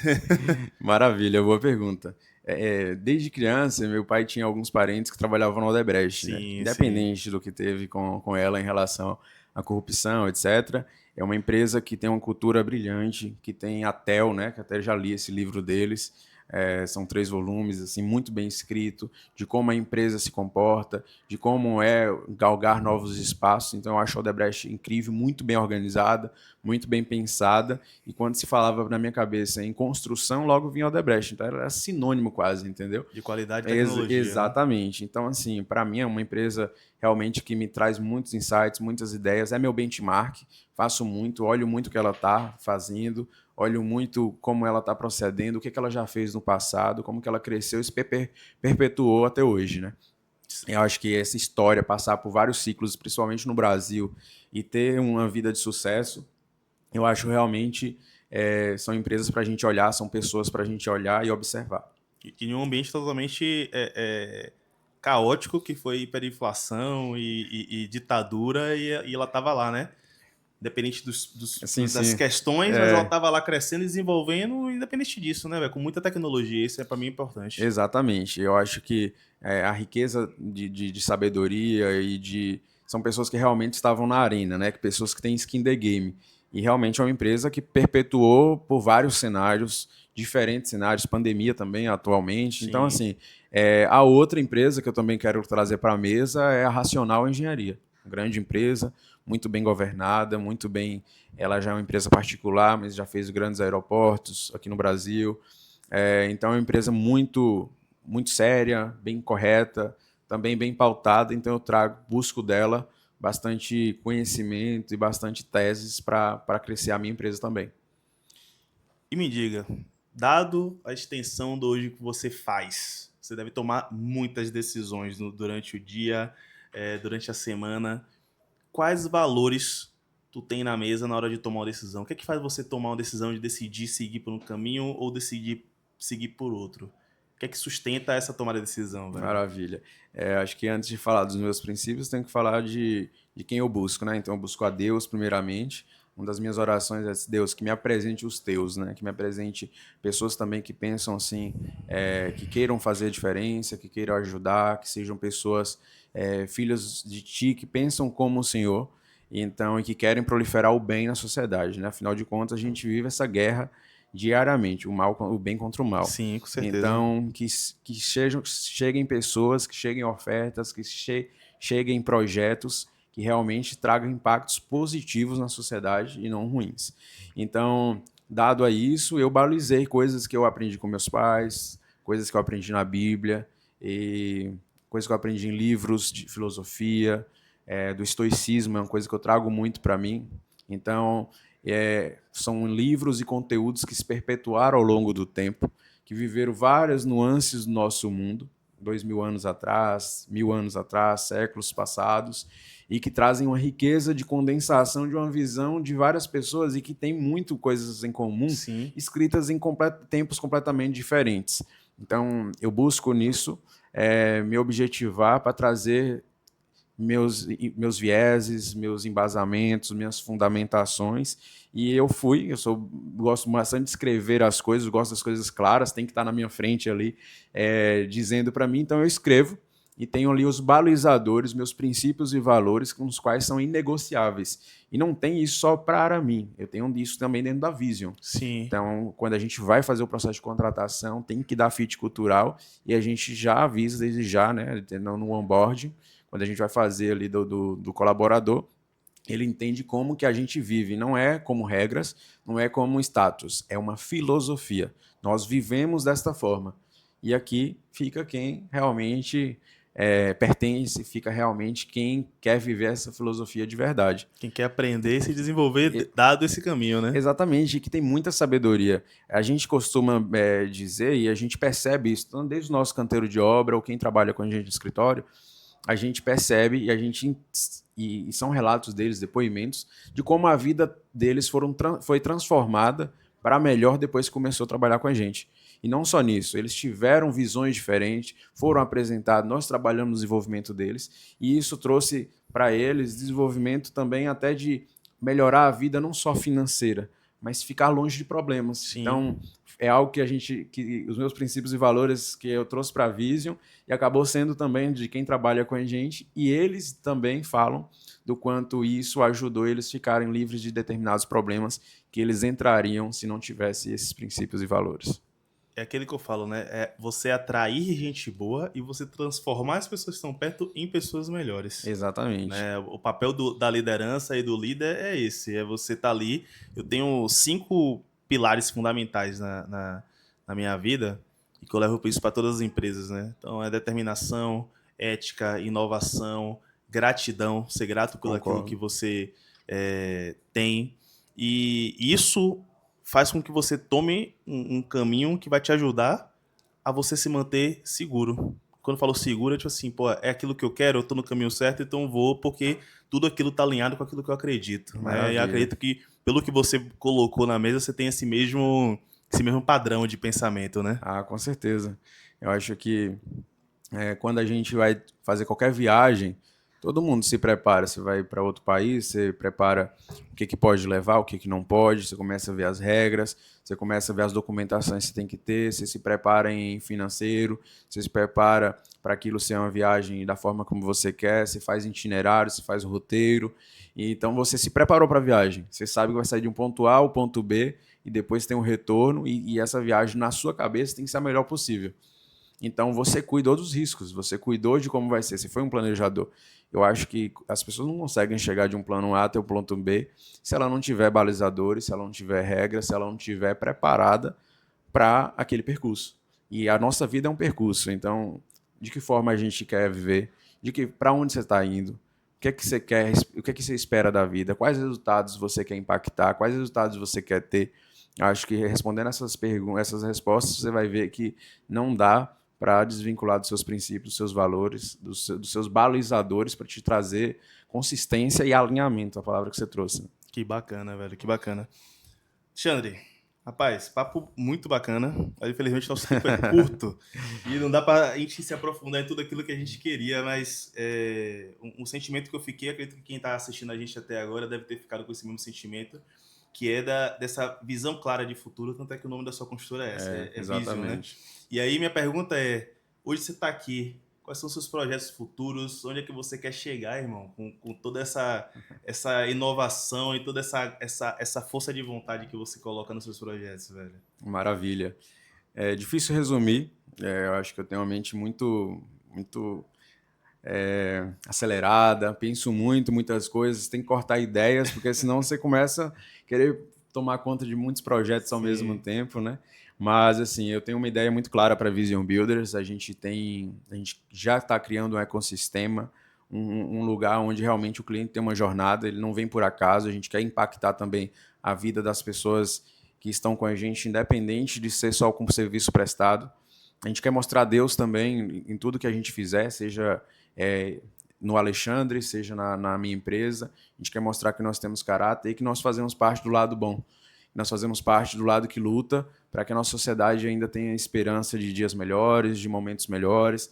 Então, a Vision ela vem com esse viés de holding, a gente está programando já isso, já tem um planejamento acerca, e a gente quer atuar em ramos tanto do empreendedorismo, de empreendimentos imobiliários, quanto de fazer alguns investimentos junto com alguns sócios e clientes. Clientes e parceiros. Exatamente, que a gente vai conhecendo ao longo do caminho e que a gente visualiza. Então, a gente quer trazer isso para a mesa, boas empresas, boas pessoas, bons projetos, e que a gente quer que nosso cliente, nossos parceiros façam parte disso também.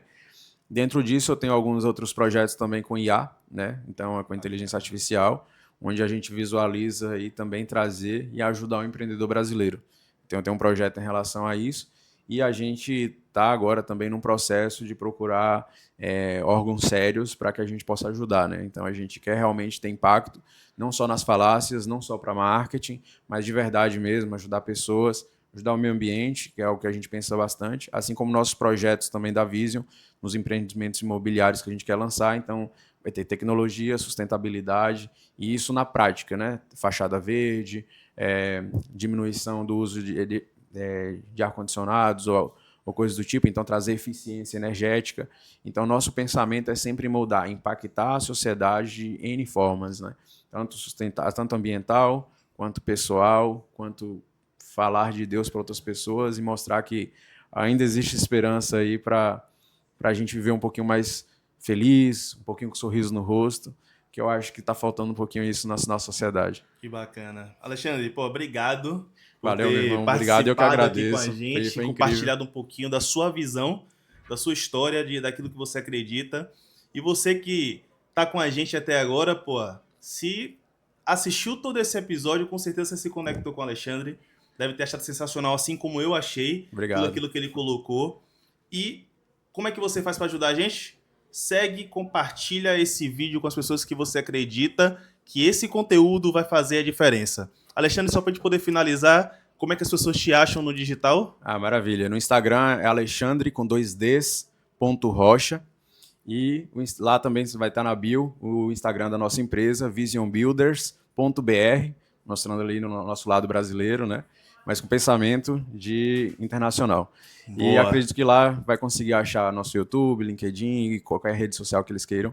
Entrar em contato com a gente, também vai estar tudo lá. Se você curtiu esse episódio e acredita que o conteúdo dele pode agregar com alguém que você conhece, um amigo, um familiar, já sabe, né? A única forma que você tem de ajudar a gente é curtindo e compartilhando esse episódio com outras pessoas. Siga a gente para mais conteúdos de valor que nem esse do Juntos para Somar. Até a próxima.